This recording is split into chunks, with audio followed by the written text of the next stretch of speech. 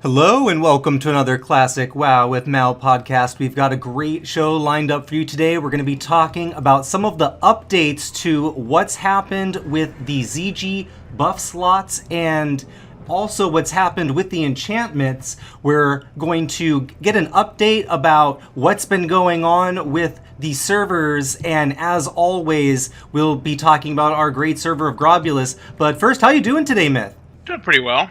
It's another day in our weird world. Yeah, and the longer this goes on, the more we're kind of getting the feeling like this is the new normal. We're going to be, believe it or not, it looks like we're going to be having an indoor summer. I have heard certain states are getting a little bit looser with the restrictions, but I was out for the first time in a little bit today for just a brief period of time, and it was pretty empty out there. Meanwhile, in Azeroth, it has been busy, so much so that pretty much every night now we are looking at major queues on Grobs. Yeah, it's not even, and we're actually in the worst situation. I have some buddies on Herod who have a much bigger population than we have.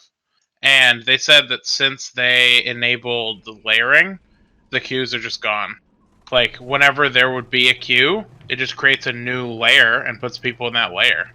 That would definitely be preferred, at least during prime times, I feel, for some. On the other hand, there's definitely others that are anti-layering no matter what. And for those folks, you have two choices. You get the queue or you get the server transfer. If you don't like either of those two choices, well, that's what you're getting. So that's kind of the approach that Blizzard has taken. They did give sort of a lengthy update to the different degrees that they're going to be taking. But like you said, it kind of seems like Grobs is caught in the middle. And one of the things that we've been talking about in previous shows has been the Black Lotus price. And I've been getting word from some of these larger servers that have now had layers that the price has started swinging back the other direction. Man, that certainly is something to be a little bit jealous of as well. Yeah, so as a person who is still flasking for our raids, because I tank, I'm definitely starting to feel the Lotus. Like, it's getting harder to farm it on our server as more people are being active in the world, and it's getting significantly harder to buy them. Heck, for next week's raid, I had to buy one this week because I ran out, and it cost me $170, and the last time I bought one was back before BWO came out. I think I paid like 60 gold for it. Hasn't been that long, and yikes, I'm not really excited to see what they cost come AQ. Yeah, it was a very rapid rise for the Black Lotus, and like you said, the scary prospect is come on Courage, there's going to be another wave of people coming back to the game, another wave of people who are going to be occupying the Black Lotus, in addition to what's going on with Zul'Gurub already, and the end result of that is going to be less Lotuses, and less we see something happen in regards to the amount that can happen on a server. Well, I mean, we definitely need a solution, because the way that it's going right now is just making the game more and more unplayable. First of all, it's incredibly unfortunate that Grobs just happened to be the 10th most populated server, and Blizzard felt that only the top 9 servers really needed layering. Like, it's great that we aren't layered because we're still a server community, but I don't know. Maybe the people who are really against layering should be the ones who have to sit in an 80-minute queue right before their raid. Yeah, this one has been very difficult for a lot of people that, for example, get home at a time that's relatively close to your raid and, maybe enough to just get your buffs, right? This was a big issue for me the last time we did BWL. We were having an issue getting a Ren buff. Nobody happened to have the head, and we were all waiting around for it.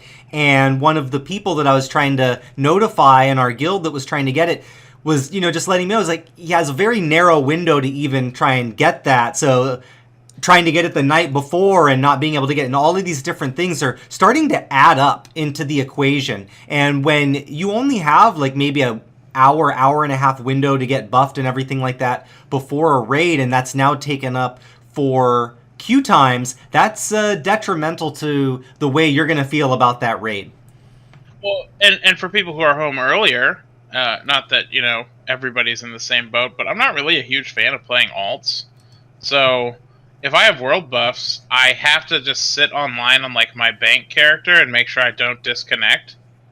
Otherwise, I don't get to be online in time. But at the same time, I have really nothing I can do because I'm not going to play my character and waste my buffs.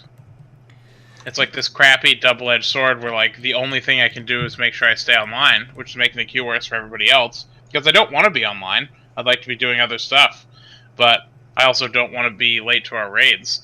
And the word, even more ridiculous too, our raids, we've postponed every raid since these queues started by at least half an hour, just because even if people try to log in like an hour early, we're still like staggered for like 20 minutes past raid start.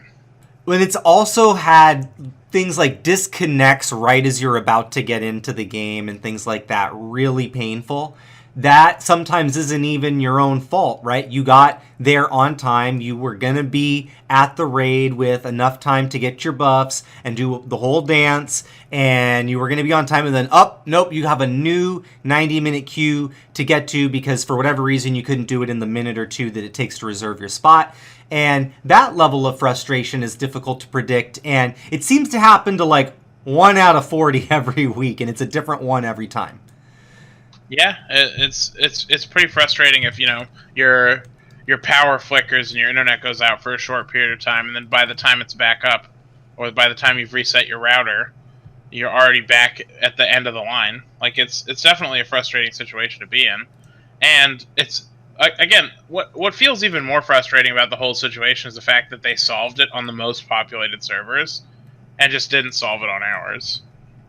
Yeah, we're, like you said, we're right at that line of this is the maximum capacity, basically, that a server is allowed to have is what Grobulus is at the moment. So you now have, for this brief period of time, in this era of Grobulus, we now have the most packed server that it's ever going to feel, just in the sense that we're all crammed into one world, as opposed to getting divided up evenly into multiple. And that's definitely had a quality of life effect. It's especially had it come raid time, right? It's made every single raid night has become even more volatile out in the mountain. It's become even more of a game of Metal Gear Solid to get just into the mountain at all and preserve your buffs. And the wounds are growing deeper and deeper by the day.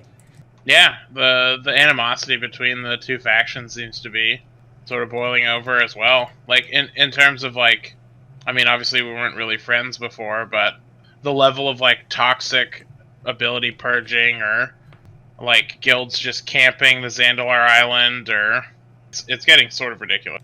Yeah, I would say that's maybe been the one thing that has helped break it up a little bit for the mountain, at least, has been the addition of the Zandalar Island and really just the entire pathway up to and including the zone to Zul'Gurub. All of these are excellent camps to go get people's buffs. And the thing is that if you're just looking to get one or two, that ZG buff is kind of the perfect target because that thing is going off all the time, and it's a nice buff, man. That run speed, those extra stats, those are, things that everybody wants to have, and to lose them, it always hurts. The good side would maybe be that they are going out a lot, at least. Yeah, I mean, we're doing like record number of ZG clears, not including all the people who are farming an absurd amount of trash for rep and gold. So, I would almost go as far to say, though, that with raids every 3 days and major farming capabilities in these zones, and really the rush to get exalted, it has led to a little bit of ZG burnout from some too. Yeah, I mean, it's sort of the time to burn out, right? Like, ZGs, I can see several different viewpoints from this. ZG is great new content, and for the people who really just want to do raids, it's perfect because you can do it a bunch of times a week. It's totally separate from BWL and Molten Core. It really just adds to the roster of stuff to do. But for anybody who was feeling a little fatigued with doing Molten Core and BWL, either in the same night or back to back, adding multiple ZG clears could definitely push you over the edge. For me, I think it came more from farming it, and I think that's been an area of excitement when it first came out, right? I was super excited to learn how to do the pulls, get all of that down, get in there and get a whole bunch of bijous and coins and pound out some gold and some rep and the whole thing. And when you add that on top of having to run the dungeon and having to juggle whether you're going to be able to farm it or not on this days, and all of that, it definitely made ZG become a little bit of a logistical nightmare for me. And at a certain point, I had to kind of take a step back and go, I think I'm just going to stick to raids at least periodically, and maybe stick to farming a little bit less than I was before, because it's one of those zones where once you get in the rhythm of farming it, you kind of just keep going.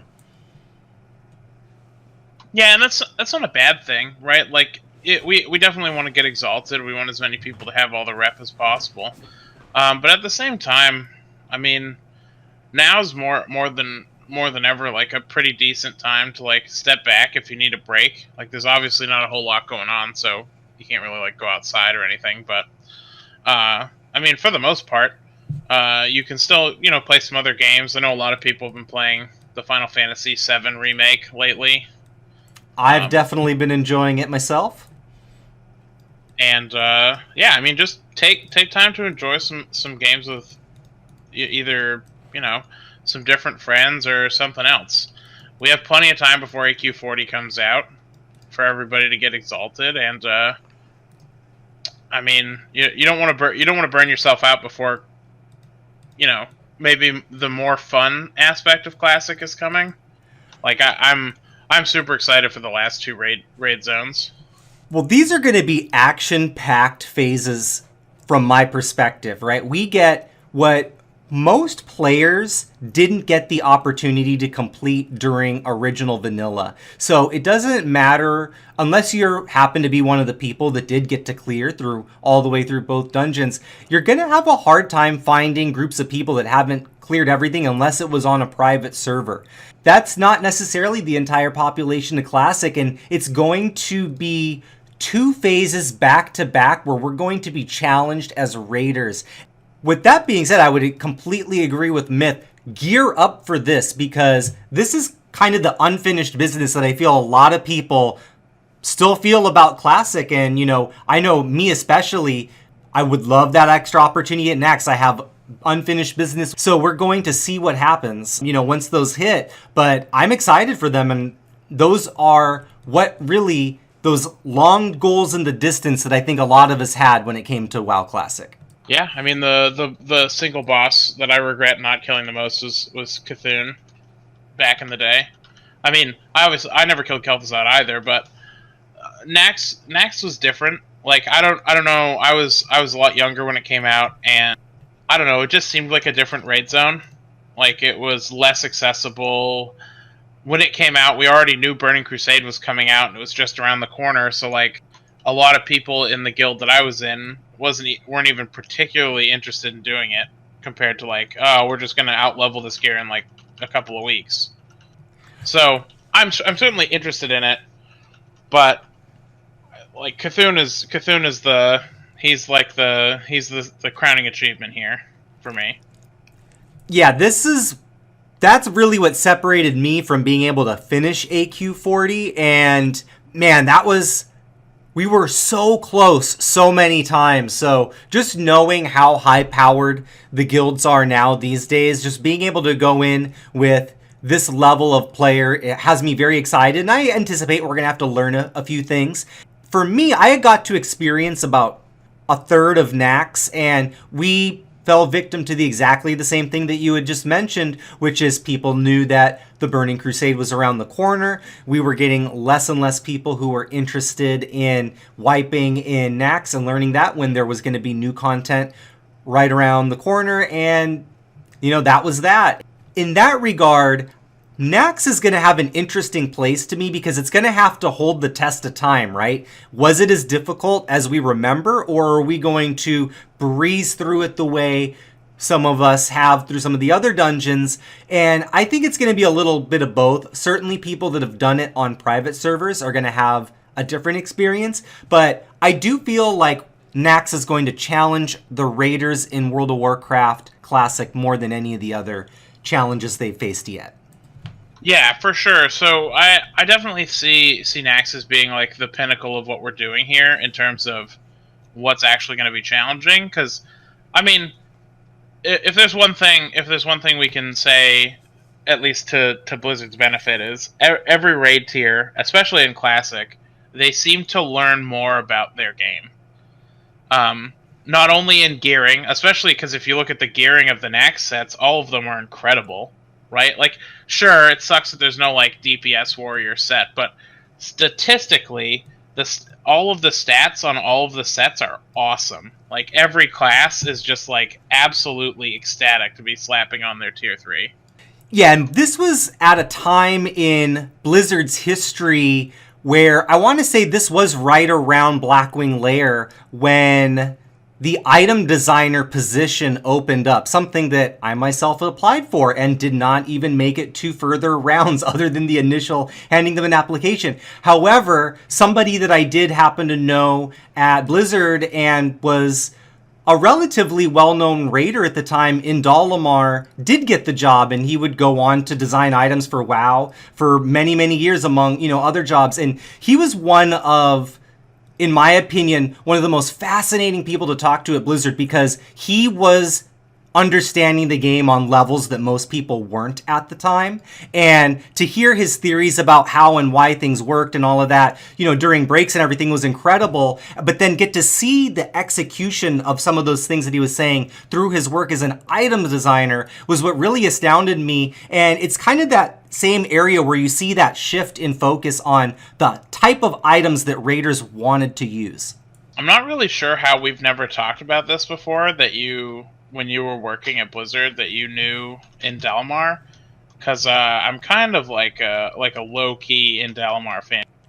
I will say this right now. He absolutely was one of the smartest people at Blizzard that I got to interface with, which was not everybody, certainly, but he immediately stuck out as somebody that was very bright. And it was interesting because he was actually a GM when I first got hired, and they had us watch him GM for a little bit. It's like, hey, watch this guy, have a group. And, he had our group of GMs that were learning around him. And you just picked up very quickly that he understood the job. He then, he moved on to QA and then very quickly to the item designer. But every step along the way that you understood that he got where a raider was coming from. And that influenced, I felt, the way that the, items were designed in this game ever thereafter. The other thing too is the guy was freaking genius at math, dude.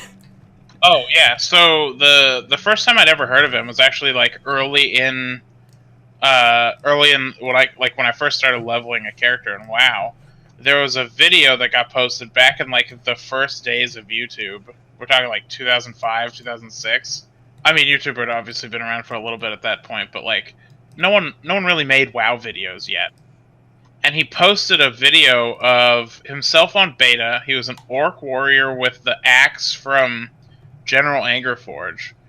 And it was the old Bloodthirst, like Bloodthirst as the passive before it was even a clickable ability. And like it was just a warrior kill rate, and like all he was doing was slamming and getting Bloodthirst procs in Burning Steppes, and it was incredible. Like it was actually broken how fast and how easily he was destroying these mobs. And I'm pretty sure either that was, I don't know if that was before he worked at Blizzard. The rumor always had, and this is why I'd be curious to actually talk to him. The rumor was that like his work as a theory crafter got him his position there in the first place. Because I know there are several people historically who have done so well for the community that they got positions. Ian Hazakostas was the guild leader of the world famous elitist jerks in Vanilla WoW. Like everybody in EJ was where you went to theory craft your class. Like now people go to Wowhead, they go to Icy Veins, they go on YouTube and they watch someone explain the buttons they're supposed to push. Back in actual classic WoW, you went to Elitist Jerks forums because that was the only place there was any form of aggregate data. Yeah, I remember going on that. I mean, even, as far back as the EQ days, a lot of those resources made their way over to WoW. And this was kind of a thing that was a trailblazing almost maybe in the gaming community a little bit, right? This was like before streamers. You would take these players that were prominent players in certain guilds and certain games, and they would make their way into the company as people that would be able to help sow the vision to that next phase. And it's absolutely incredible when you can make that transition from a player to somebody that can actually influence the game, and then to another side is the one that can making the decisions for the game at a certain point. So yeah, I mean, all that aside, Indalmar was very famous, at least in early theory crafting circles, at least in the people that I talked about. So I definitely think it would have been cool to meet and talk to that person. I'm a little bit jealous of that, but we are a ways off topic. The original point is, as Blizzard continued making these tiers, they continued to patch their game and to see what people were doing. They really started figuring out how to properly itemize stats for classes. So you don't see like Paladin tier 3, even though it's definitely for healing and not for ret, doesn't have 5 stats on the pieces like the Paladin tier 2 does. Like it's just better. The rogue set specifically is insane in terms of stats. Like if you look, even at like later AQ loot, if you look at like the Belt of Neverending Agony off Cthulhu, that belt is best in slot for rogues, I think, until tier 5, like until Serpent Shrine Cavern in the Burning Crusade. Like the belt that you get in Karazhan in tier 4 is worse than that belt off Cthulhu. It's interesting, too, that they were able to get away with something like that. I don't think that you'd ever see it again, but I feel like so few people had those items back then that they didn't want to just let them go to the wayside, I guess, so to speak. They wanted Classic to still have a mark on the Burning Crusade. And in that regard, I do kind of wish that the games kind of interacted a little bit better than they do. I don't like it when one expansion completely invalidates another for that very reason. I love that when there's continuity between the worlds. And items working that, you had to kill a god to get probably did deserve to be better than Karazhan loot on a certain level. For sure. And one of the cool things too, and this will be really interesting to see if, depending on how they roll out Burning Crusade Classic servers. But if they do roll those Burning Crusade Classic servers out and it's templates, you're going to see a lot of the top guilds still running AQ and Nax the first couple of weeks until Tier 5's out, just because of the sheer quality of upgrade in the old raids that exists versus what's in Karazhan and even Gruul and Serpent Shrine. Like, that's not to say that Gruul and Magtheridon, rather. Not to say that Gruul's Lair and Magtheridon don't have some like key pieces, like the Dragon Spine trophy is one of the best trinkets of all time. Definitely the best for melee in the entire Burning Crusade. So there'll be reasons to run the new content, but at the same time, there'll be reasons to run the old content. You wear some of the older pieces through all the way through through Black Temple. Yeah, I'm excited to see what ends up happening of all of that in regards to Burning Crusade. But in the meantime, we've got a couple of very exciting raid tiers to get through. And, as we were just talking about, some of those items make it to the other side of the portal and get some use. And it just really kind of validates, you get to kind of look at that in retrospect and go like, hey, wait a second, there actually is going to be some reason for us to stick around and do these dungeons too. Yeah, I'm really excited for some of that. I haven't really started looking at gear that I would want for the next expansion. Like, obviously, tier 3 for a warrior is going to be huge tanking stats, and depending on how, like, what way the Burning Crusade released, tank stats may be more or less relevant. I obviously haven't played Burning Crusade from the perspective of a tank since the Burning Crusade. Who knows? Maybe the same way that DPS tanking or like Fury Prot is a thing in Classic right now. Maybe in Burning Crusade it'll also be a thing.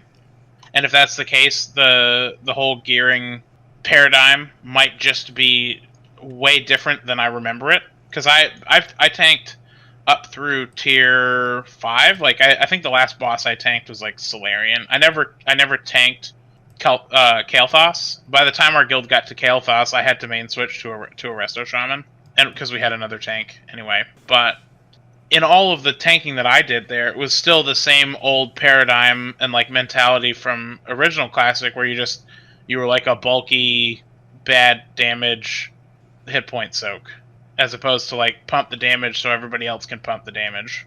Yeah, I'm going to be interested to see how things actually play out in that regard, in terms of the theory crafting that goes on in BC versus how, it happened over in Classic, right? We were able to exploit a lot of areas of weakness in the game and its game design, and maybe do some things that weren't necessarily thought of as intended, right? I don't think when they were originally designing all the tank gear, they were thinking that we were just going to want to end up using our DPS gear anyways. I thought that we were really going to use it, and at the time we did. And I wonder if there's going to be more of that in BC. I just, having not done all the raids, I don't remember how well it was tuned, but I remember it being tuned better. The thing, though, that it really does make me think is the importance of being able to copy our characters over, though. If they do go that route, it really does have a lot of implications on how we go about Classic from this point forward, and how much time we commit to some of those items that are going to make it through the portal. Yeah, and on top of the fact that if they don't let you copy your characters forward, that's also sort of a negative thing too for a lot of the people who are really looking forward to Burning Crusade. That might mean a lot less investment overall in Classic. Like, maybe we see Kel'Thuzad and kill him a few times and then stop. I don't necessarily want to, but who knows? If I know that the character template that I have to choose from isn't going to have any of this awesome gear that I get off Kel'Thuzad, then what's really my motivation to kill him over and over and over again? My hope is almost, maybe this is misguided a little bit, but maybe they don't tell us what's going to happen right away and they just let us enjoy Classic for Classic, and then later on we'll figure that out. That, to me at least, seems like the most organic way, but in terms of motivation, right, since we know there are certain items that, could really be beneficial, maybe it makes sense to, let us know ahead of time. I don't necessarily envy their need to make this decision early. But I do think, I don't know, I think I'd rather know than not know. Especially since I'm really, really hoping they go with the copy as opposed to like the transfer or the continuous option. Like, I would really much rather get to keep my Classic character and have the same gear on my new Burning Crusade character. Yeah, having to make the leap with a character from Classic it's going to be very difficult. It almost might make me have to level up a second character to be the character that I would want in BC, despite some of the sacrifices, just because how much I want my classic character to, remain in classic. I'd like my main, character to always be on the server of Grobulus and always in that form and never have that necessarily taken if at all possible. So there's going to be implications when it comes to what happens when we get to the crossing of the bridge of the character copies over to BC or transfers, or maybe we're just getting all new 58s. Who knows? Yeah, I mean, we'll have to wait and see. I don't think we'll find out. If we're being honest, I think we'll probably find out their plan maybe by November, because I don't expect Burning Crusade to come out until like August of next year. Yeah, anything feels like it would be way too soon while we're still in the phases of WoW Classic. That being said, though, you get the feeling that they're definitely looking toward that after Phase 6 phase. So we're going to see, as we get closer to that, Blizzard is going to be more and more likely to show their hand, I get the feeling. One thing they did let us know, though, was what was going on with the enchants. And like we theorized last week, the Zul'Gurub chants did in fact come out this week as not able to be traded anymore. They're now, if you have the wrong enchant for your class, you're no longer going to get the benefit. So that was cleared up within the weekend. It kind of gave us another viewpoint of how they're going to be handling things that are inconsistency or things that are maybe a little bit outside the scope of the spirit of Classic, we'll call it. I still don't remember if that was actually even a thing you could do back then. I want to say I didn't think it was. I think that's like an unintended consequence of the new old game client. Yeah, this one remains a mystery to me too. I want to say that I want to take everybody's word for it and just say like, okay, I guess it was that way. I'm not 100% sure either. I definitely don't remember it working that way, but there's a lot of stuff that I don't remember how it worked from back then. I'm working off of long memories. Yeah, I'm in the same boat. But one thing is for sure, I think they've pretty much set that precedent where when something falls too far out of line for what they find to be fair, they're going to step in and adjust it back to the way that the spirit of the game seems to intend. And for better or for worse, I think it's at least good to kind of know their stance on that so that you can know what to expect and kind of do what we did, where we kind of tested it out and made sure it was going to be worth our while. And we kind of ended up erring on the side of caution in the end. And, in the end, we didn't lose anything because we decided not to invest too much in going for this particular rift in the Matrix. I mean, we were definitely ready to. Oh, yeah, definitely. Imagine how useful. I mean, all of our warlocks are already wearing BOE pants. It would have, like, the mage enchant is just better than the warlock enchant for them. It would have just been incredibly powerful. Yeah, the warriors too were theorizing what we could possibly get other than Lionheart helms and Cloudkeeper leg plates to possibly get that enchant as well, because it's the rogue one is incredible for warriors.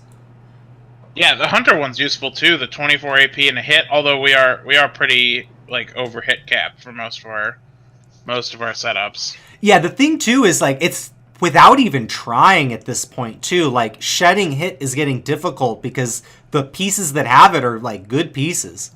That's why it'll just get better and better for warriors as time passes. We'll start to get like more and more great pieces without hit. Well, and it's also just going to give you that feel of what it feels like currently to be world buffed when we do finally realize that final form. Just getting to run around with, we get a preview of that every, for 2 hours every raid day. Man, it's going to feel good when that's just your gear and the world buffs are a tick above that. So I wonder, we've been talking about world buffs a bit lately, and we're talking about Burning Crusade. I wonder who, during Classic's actual development, decided that world buffs were going to be a thing. And I wonder if they... they definitely didn't... Sorry, I lost my train of thought. They obviously didn't design raid encounters with world buffs in mind. Like, how easy are some of these raids with these world buffs? And I'm curious what the game would be like without them. Like, I'm actually thinking of bringing up an idea that I've had with our officers and making it so that our first couple of clears in AQ and Nax, we specifically don't use world buffs to try and make the clears a little bit more challenging and a little more fun. Honestly, for those that do want to add a level of challenge to the game, that really is it, right? Spending the time to get these incredible buffs is not the challenge. Getting the fights down and learning the mechanics and, really having it down, it is. In that regard, I anticipate us wiping on those days, so I'm not even sure how much world buffs is going to end up mattering. I don't know that we're going to necessarily wipe on the first boss, but I would imagine, the Twin Emperors is probably going to be a wipe for us the first time around. I think some of these other bosses could potentially be, and Trash is quite difficult in both AQ and in Nax. I don't even think we're necessarily safe before we even get to bosses, although maybe in AQ we'd be a little bit safer, because if I recall correctly, the first boss is relatively close to the entrance. Oh yeah, it's 3 trash pulls in. And if we're being completely honest, with what I remember of AQ, we're probably safe until Thancred. Thancred was really the first hard boss. That's depending on the how the trio is, because I honestly don't remember doing the trio at all. I know I killed them one time, but I don't remember the order we killed them. The problem is, with world buffs, our damage is like 3 times higher than it ever was back then. Like, one of the things that made me decide to play a warrior in Classic was a video on YouTube called Nerf George. And what that video is, for anybody who's never seen it, is a warrior in a guild, and his name's George, and they're doing the first phase of Nefarian. And he has just up to BWL gear, but the best DPS gear you can have at the time, including a Thunder Fury. And he decimates his raid's damage. Like, it was unbelievable at the time to see him do 700 DPS. Like, he did 35% of his raid's damage in phase 1, and their phase 1 was 3 minutes long. Now, I went into Classic thinking, I want to be that guy. I want to get a Thunder Fury, and I want to just solo a Nefarian door. And now, that would be boring. It's terrible. 600 DPS is like, it's nothing. Yeah, the amount of damage that we're doing at those door clears, the only thing actually inhibiting you from doing more damage is the fact that it's dying sometimes so fast, it's not tuned right to when you would be getting your ability off, right? Like, you click it, you had to wait the full global cooldown, you clicked and didn't get the ability through, so you didn't get the proper DPS adjustment to it. Those are the problems you run into now. Yeah, we'd have to literally force half of our raid to AFK to even solo a door, and at that point, we probably do more DPS than he did, just because of how much more damage we do. Like, everything's so crazy. Like, I'm sure people did over 1,000 DPS on Veil in actual Classic, and they thought that was like a big deal. And we have people doing 2,500 DPS on Veil as rogues. It's absurd. So, regardless of how much world buffs carry us or they don't carry us, I have this odd feeling that, like, the game is, like, it's just not what we remember it, and that's one of the reasons why I've been thinking so much about, maybe AQ and Nax would be more fun to experience with our characters' actual power levels than the bloated superhero level, like, Kryptonite empowered. I know Kryptonite doesn't empower you, but like all the crazy superpowers we get from Oni buff, ZG buff, like everything, it's crazy. Yeah, it's ridiculous that not only are we hitting like 33% harder, but we're attacking like 20% faster. And, the rage generation then is just going through the roof. And yeah, it is absurd. At the same time, it can be pretty damn fun to be pounding on things that hard. So it's hard to give up. And I'm definitely as guilty as anyone in that. One of the other things that got changed in they got lost in the shuffle, all of this too, was the enchantments from your leg enchants and helms are now no longer counting toward your buff total, which is also a huge welcomed thing, I would say, from most anybody, especially tanks or anyone that's ever lost a good buff. Oh my goodness. Yeah, just the other week I had a Thorns buff push off Dragon Slayer, and that was very frustrating. Yeah, that's a feels bad man if I ever heard one. It's pretty well known that I am against world buffs in concept. I don't mind people having them. Obviously, it makes the raid smoother because we crush stuff. But I really want to see this last part of Classic, the part that I truly didn't get to experience at a high level. Like, I want to see it. I want to see it for real and what it was like designed to feel like, as opposed to, the hilarious clown car that is our Molten Core clears with everybody fully buffed. Yeah, Molten Core at this point is feeling even more like trash pulls than it ever has, and it really just, the only time that you ever have wipes at this point for the most part are lack of focus type of things, because it's hard to find 40 people that haven't cleared it at this point that are eligible to go. I'm sure there are several bosses we could pull with other bosses. That actually might be the next fun thing to do with Molten Core, is like, let's see if we can get like a Lucifron and a Magmadar killed at the exact same time. I think that sounds like a fun fight to me. Let's see if we can do a Baron, Geddon, Gar combo or something crazy to that nature. Yeah. I'm sure it can be done. Yeah, it depends on how far the bosses will go before they leash.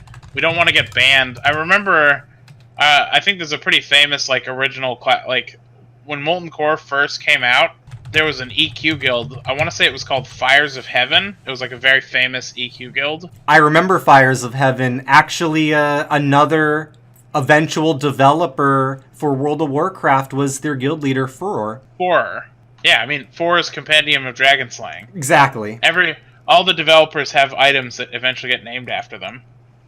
I did not know that he was the GM of that's crazy. I didn't know that. But the first week, their guild got banned in Molten Core because of their how they pulled the instance. They ended up using hunter pets and summons to pull the instance without having to pull tons of trash. They just have a boss run up toward the entrance and they'd kill it, and then they'd keep going and going and going. And I remember reading that their entire raid got a 3 or a 5 day suspension for unacceptable use of game mechanics. I'm not exactly sure how they managed to do this, because back then I wasn't good enough at the game to remotely understand what they were doing. Yeah, there was. I mean, imagine being the first people ever to learn Molten Core. When they had that legacy too, having come from EverQuest as being the guild that was, for the longest period of time, most likely to kill something first. And it was very interesting to see how things changed once the playing field was a little bit more level, and they couldn't use things like the fact that they had beaten previous bosses more and things to their advantage. It really changed the whole landscape of raiding as we know it, right? What eventually happened as, each of these guilds would have to find their own servers basically to compete on, would now become multiple guilds on the same server competing in that same fashion, which is quite interesting. It's quite interesting in that evolution of the, the game and the guild. Yeah, because in EverQuest there weren't dungeons, correct? Their instances weren't a thing. Yeah, right? Anything that might have been like that was not raid content, and if it didn't happen until way later. We all shared every single spawn in the game for every single expansion that I played, except for maybe the very last one, and raid bosses were not a part of that. I think there were certain part of the games that had minor instancing, but even then it was like almost not considered core. It was like, you got to go do this quest and it might have something for you in it, you know? Yeah. So, really, Molten Core was sort of the introduction of like the raid instance as like video games understand today. Yeah, when the thing that really stood out to me about it being an evolution from EQ2 was, you're going to laugh at me when I say this now, but how many more mechanics were present in the fights compared to EQ fights. There were so many more tank and spanks, but there were so many more things that could go haywire and wrong, and things that were tuned weird. And WoW raiding represented the first time you ever went, hey, wait a second, this looks like it was actually designed for 40 people to solve this, rather than just kind of throw as many bodies at it as you can until you beat it. Yeah, I've seen some videos of some of the harder challenges in earlier EverQuest, and they really just seemed like tank and spanks with like, sometimes the mob would do like a random mechanic, but it didn't really seem like there was like a rhyme or reason to it deciding to do that. Yeah, there was a lot of like instant death and, you know, things like that. And it kind of mixed too with the fact that there was spawn points, and so it kind of encouraged like people that could set their spawn points to leave themselves in sort of a Zerg-like position, which could actually later on in the game end up being your undoing and really fuck you over. But that was another story. When you were trying to kill the boss, it seemed like a great idea to bind yourself at its feet. But yeah, I mean, we'll see how it goes. I'm really hopeful. I'm, like I said, I want to make like the first time through AQ and through Nax as like memorable and awesome as possible, because again, I didn't get to do this. I was too young. I wasn't good at the game. I wasn't in a great guild. I mean, I only really barely experienced it toward the very last week or two in actual Classic. And again, at that point, you know, why do we want to progress on Twin Emps or Cthulhu? The early Nax bosses are easier, and why do we want to progress in Nax? Because all of the gear is going to be worthless, or at least what we thought was worthless. None of us had really seen itemization in Karazhan yet, and it wasn't until after we cleared Karazhan where I thought to myself, man, we really should have kept running those raids back then. Yeah, this is where my memory gets a little bit hazy too. Was Karazhan the only raid that got initially released with BC, or there was one other, right? No. Are you kidding? The first two raid tiers were released with the Burning Crusade. The problem, and this is why a lot of people have rose-tinted goggles with the Burning Crusade that maybe don't remember how bad it's going to be at launch. The quests to key yourself for tiers 4, 5, and 6 are horrendous. They make the Onyxia quest chain look like a delivery quest from one flight master to another. I remember going into Karazhan and one other raid tier, but I don't have any recollection whatsoever of... I remember having to do attunements that involved doing like the Caverns of Time and, you know, all of this, and I remember it being a very lengthy process, but it doesn't come together in my memory the way that Classic did. Oh my goodness! If I recall correctly, the attunement for Tempest Keep Tier 5, the Kael'thas raid, is like 50 quests long, and 14 of those quests require unique, separate dungeons. Yeah, I definitely didn't get that far into raiding. Most of my time in Burning Crusade was spent in the arena. I didn't spend nearly as much time raiding, and we had hopped around guilds, and I just, didn't find the right raid group, and I was enjoying arena a lot, so it mostly just stuck to that. So I missed out on a lot of some of these lesser liked parts. At the same time, having come from EverQuest, I go, I bet I did some attunements that were even worse than that. Sure, maybe you did. I'm not going to argue that like EverQuest might have had some more stuff, but there were a lot of people who look fondly at the Burning Crusade as like one of the pinnacle times in WoW's history, and I think it's definitely up there. But oh my god, those attunements are gonna hurt, especially because some of those, I mean, heroic dungeons. The first set of heroic dungeons you do are brutal. They are, depending on how the game releases, incredibly overtuned at some points.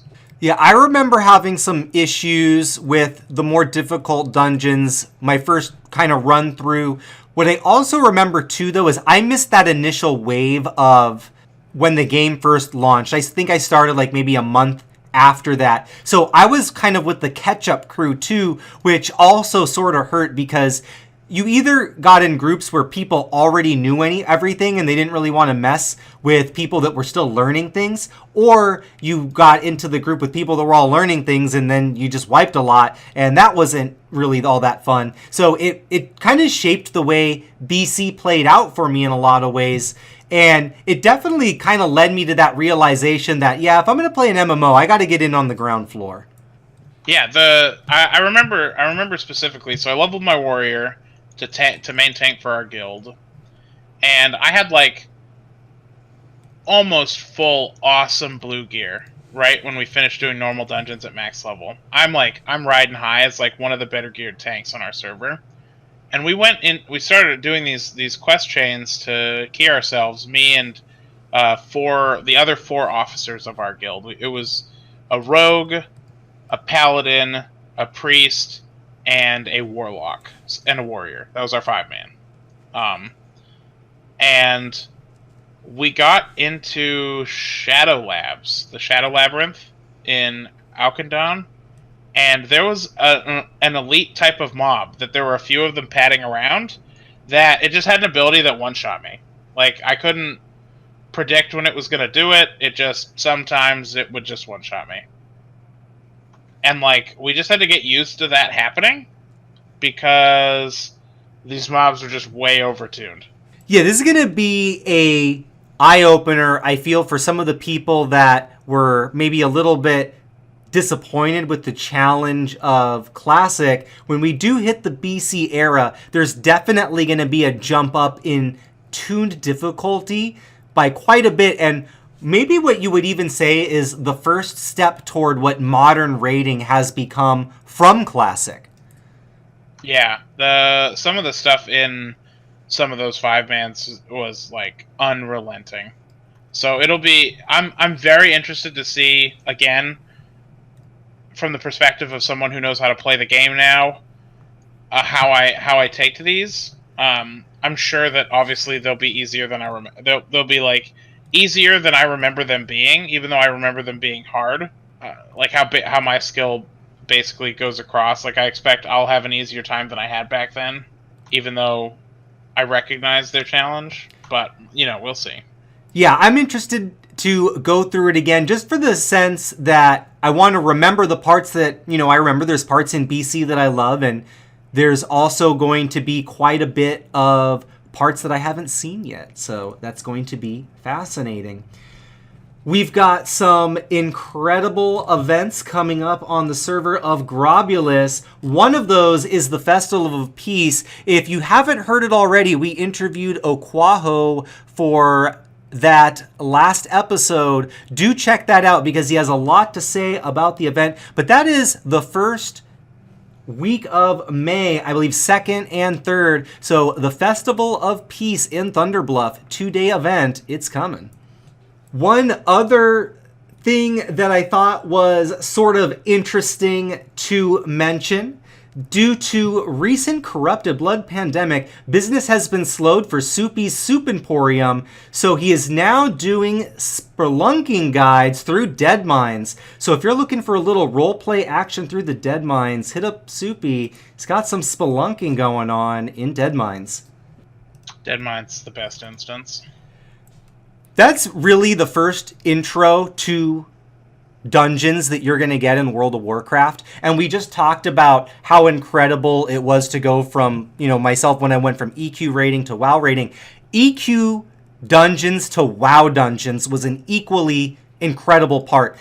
The only time you ever got an experience that was anything close to a WoW dungeon back then is if nobody happened to be in the area, and even then you would end up camping out a spot. WoW dungeons, and specifically Dead Mines being the first time that I ever got to see that, was such an incredible ride, and it really blew my mind as to what a dungeon could possibly be. And I can't think of a better one to have such a role-playing event in than the Dead Mines.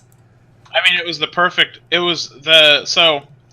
of every zone in World of Warcraft, I think Westfall might be the most well done zone, at least in Classic. And I think of it because the story is great. Everything about Westfall is awesome. The setting is perfect. It's like I don't know. People can call me like a traitor, like to the Horde for saying something like this, but like the whole disheveled, broken down farming community that turns to like this like bandit group. Oh my! It's not only is it like seem like it was actually designed by an intelligent like person, because the questing there works, but oh my god. What an awesome end to the zone. The dungeon's incredible. It's so much better than Wailing Caverns. Like it's awesome. Edwin Van Cleef is an amazing character, and it's honestly that specific dungeon experience, my first run through Dead Mines, is what got me hooked on this game. I was enjoying playing beforehand, but it was like, wow, this place is incredible. I gotta say, from the very first time that I attacked a wolf in whatever the starting zone you are with a night elf, because I think that's what I was my first time around, I was hooked on this game. I was absolutely blown away just at the pacing that this game has, and it's pretty incredible that it stood the test of time here. 15 years later, there was still something in this game where I'm like, I don't think I'm quite done with that one yet. Yeah, I mean, it's like I said. I think they did a great job with the zone. They did a great job with the dungeon, and that's an awesome RP event. The spelunking. Yeah, definitely check that out if you haven't checked out the Dead Mines, or like I said, you're just looking for a little bit of fun RP. By the way, this is just a little friendly PSA I saw on the Grobs subreddit. Just be aware of COD scams that are going around. It's just another one of those aggressive tactics that you'll see RMT traders, people that are otherwise illicit characters in the World of Warcraft trying to get some gold from you. So just be aware of that. Obviously, CODs, you might use them or maybe you don't, but just always be aware of what you're clicking and make sure that you don't get scammed by any of these that are going out. Yeah, I wouldn't ever accept a COD from anybody I didn't specifically know. Like if I don't recognize the name, I just return it. Even if it's, someone's alt, I'll tell them to, make sure they send it on the correct character. Yeah, and this is just, obviously you gotta click it, you gotta confirm it, but in the quick rush of going through the mail or something like that, mistakes do happen, so just be aware that there has been reports of this going around lately, so be aware of that. There's the scammers trying to get you by mail, man. There's that spam coming at your mailbox. Yeah, the same thing's happening in real life. I read a news that people are scamming older people of their stimulus checks in the United States. Well, and this is any time that something like COVID-19 happens and it's kind of in capturing everybody's lives, whether they want it to or not, you're affected by it. That is the time when a lot of these things sprawl up. For every time that there's somebody that is down, there's somebody that's seeing an opportunity in that. Whenever there's things like money changing hands, there's people that want to get their hands on that. And, this is the time when you got to be especially careful about what's going on, because there are a lot of great programs, going on for people that are affected, they're out of work, things like that. But there's just as many scams and unjust ones out there as well. So just make sure you know who and what you're dealing with when it comes to WoW and in real life. I agree. That looks like all I'm seeing that's going on the server of Grobulus this week. Anything else catch your eye, Myth? On Grobulus, nope. No, it's been a pretty calm one. Myself, I've just been basically, raiding, doing a little bit of farming, because, flasks are expensive. I started doing some rep grinding for the Cenarian circle down in Silithus, since that stuff's been added. But I'm not too much of in a rush for it. Yeah, I've been mostly just trying to keep up with the raids that ZG has been providing. I got some farming in early on with the bijous on my mage, and otherwise it's just been kind of just trying to enjoy this phase, because we've got a big one coming in phase 5 pretty soon. Yeah, it should be very exciting. This is like the peak time of Classic for me. Like I've been happy so far, but I'm going to be very happy moving into AQ and NAC. Definitely with you there. All right. Well, thank you very much for listening to this week's episode. If you liked it, please like and subscribe on SoundCloud, on YouTube, and on the Grobulus subreddit where we post the show each week. And as always, if you have anything you want to hear us talk about, hit us up in-game or on the sub, because we would love to hear it. All right. Well, that's all we've got for you this week. We will catch you all next week.